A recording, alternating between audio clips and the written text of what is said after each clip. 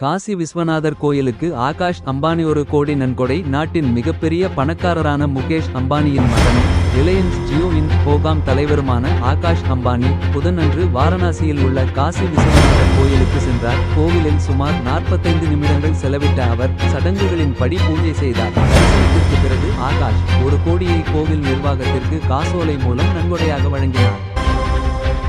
பாமக உடைந்தால் எந்த கட்சிக்கு சாதகம்?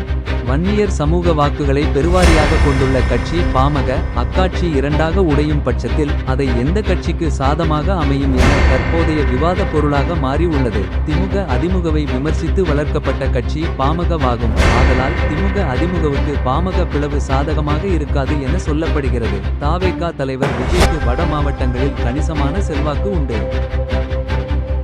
நாளை 8 மாவட்டங்களில் கனமழைக்கு வாய்ப்பு. தமிழகத்தில் நாளை 8 மாவட்டங்களில் கனமழைக்கு வாய்ப்பு இருப்பதாக தெரிவித்துள்ளது. நீலகிரி கோவை மாவட்ட மலைப்பகுதிகளில் ஒரு சில இடங்களிலும், தேனி தென்காசி நெல்லை மாவட்டங்களில் மலைப்பகுதிகள், குமரி மாவட்டத்தில் ஓரிரு இடங்களில் கன முதல் மிக கனமழையும் பெய்யும் என தெரிவிக்கப்பட்டுள்ளது. திருப்பூர் திண்டுக்கல் மாவட்டங்களில் ஓரிரு இடங்களில் நாளை கனமழை பெய்யும் என கூறப்படுகிறது.